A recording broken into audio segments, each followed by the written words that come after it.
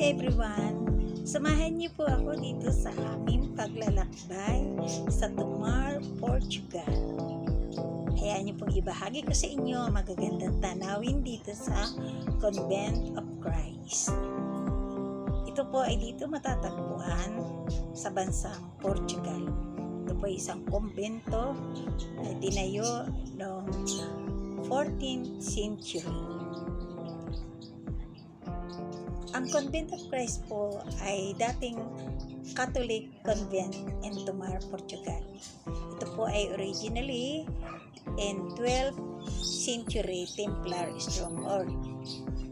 When the order was dissolved in the 14th century, the Portuguese branch was turned into the Knights of Order of Christ that later supported Portugal maritime discoveries of the 15th century.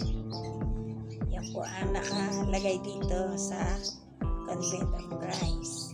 And the Convent of Christ is a former Catholic convent na po ito ng mga nuns.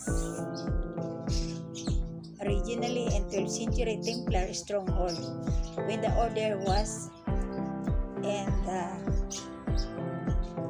dissolved.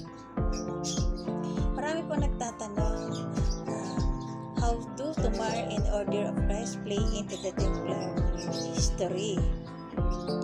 He transferred the Templar holdings to it and moved its headquarters away from the Tomar.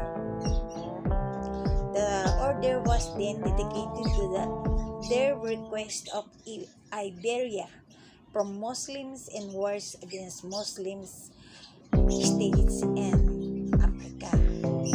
So makasaysayan po talaga itong